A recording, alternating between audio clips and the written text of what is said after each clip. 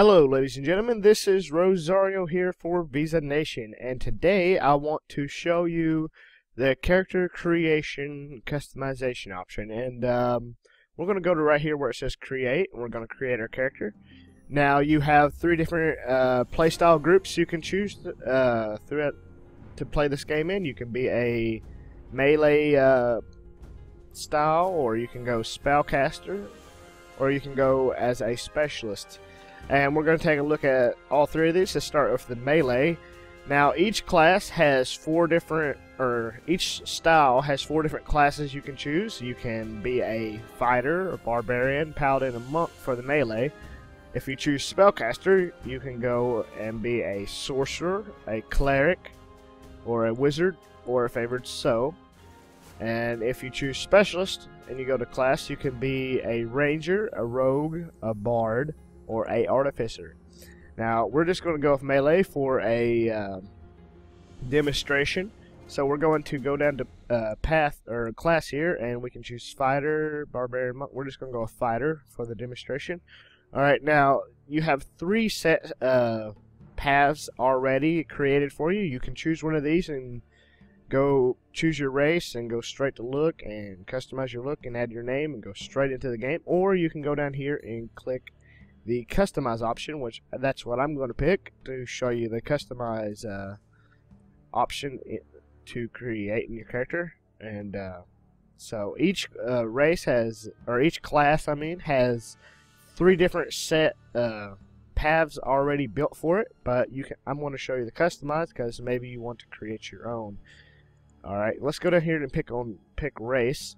Now, you have humans. Humans are extremely versatile race. They are good at every single class of the game, and in the original D&D tabletop game, that still stands true. They really stay true to the concept of the original D&D tabletop adventure game, so that's always cool. Elves are very dexterous, and they are really good at listening, hiding, moving silently, spotting, that sort of thing. And so then that's what an elf is basically. Just imagine Legolas off Lord of the Rings. There you go.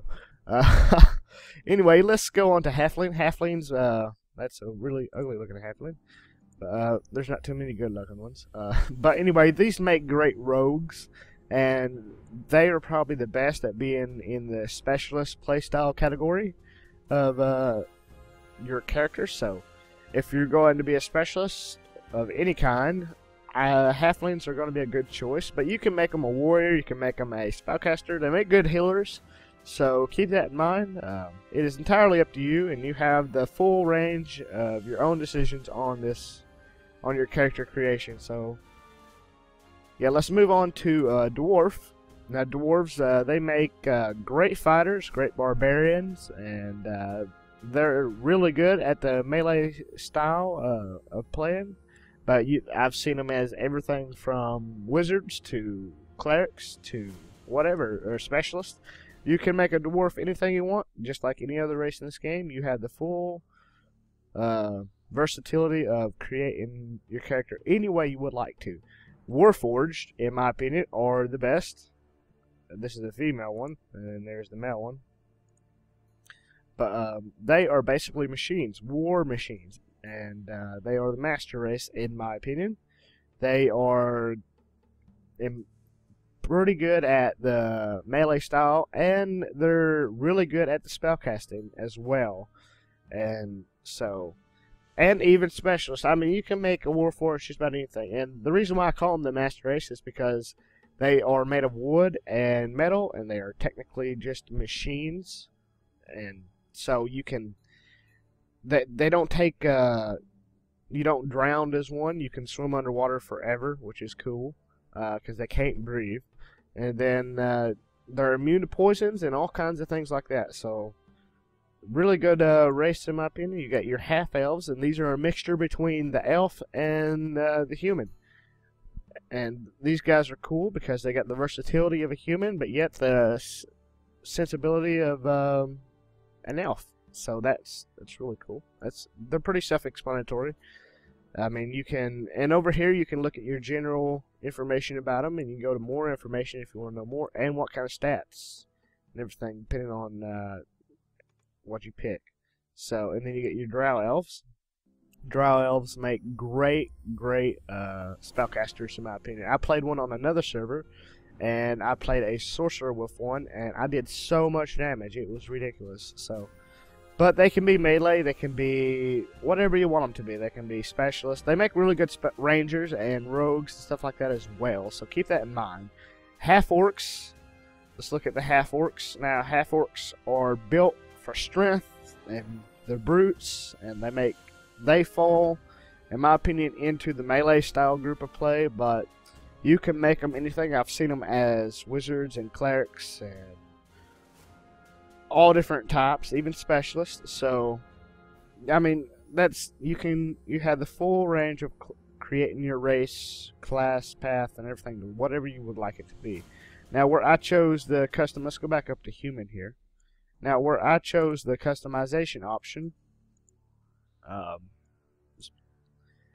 when you choose the customization option, you go to look, you think you're going to make your character look like something, but no, you come up to this screen because you're going to customize his points.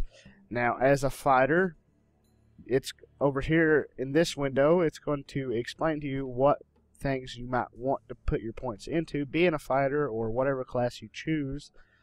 And up here, it'll tell you you've chosen the melee style of playing. You've chose fighter as your class, and you chose the customized option as your path, and you chose the human as a race. So right here is where you assign your ability points. These are your abilities. You got strength, dexterity, constitution, intelligence, wisdom, and charisma. And I'm just going to assign my points to strength and dexterity and constitution because they favor the fighter class. So we're just going to fill these up right here. Try to evenly, and put them in here evenly, I mean. There we go. Alright, that's good enough. Now we're going to move on to our skill points. Now, these are skills. You got all kinds of skills, and there's more skills later on as you level, so that you can unlock and etc. But right here, you want to assign your skill points to the corresponding key ability. Like mine, I put the majority of my points into strength, dexterity, and constitution. So I'm going to have higher strength, dexterity, and constitution. So I want to assign my points accordingly with those. So I'm going to put some points here in jump because it corresponds with my strength ability. And I'm going to put some here in balance because it corresponds to my dexterity ability. And then I'm going to put some, well, I've done use them, but you can put some in concentration and stuff like that. That's my recommendation. You can put them in anything if you want. So we're going to move on to our next page, and this is where we pick our feats. Now, humans get a bonus extra feat. They're the only race that does this, or gets to do this. They get 3 feats instead of just the normal 2. And I'm just going to pick 3 random here. You just drag and drop them into the boxes here, and we're just going to move on. And you can unlock different feats as you level, which I can't. Let's make them proficient with Dwarven War Axe. Alright, just for the fun of it. Okay, now this is a summary of what you've picked and your ability scores and your ability modifiers. Now, ability modifier is the game will roll a dice. Say if you jump and your jump is based off your strength, it's going to add. Say you roll a 20 to your jump. Say if you jump and the game rolls a 20, it will also add your ability modifier to it from your strength. So keep that in mind. Now we're just going to go on to next. Now we can go to customizing our look. You got there's 26 different hairstyles, so there's a lot of customization, a bunch of different hair colors, and it's just your generic customization options. So that's real cool. Your skin colors, you can be whatever you want, and I'm going to name him just Test. And then this is your surname. This is purely cosmetic. Anybody can create any kind of surname they want and have like a cool character like that. Let's see here. Let's go up here and name him Rozzario just for fun.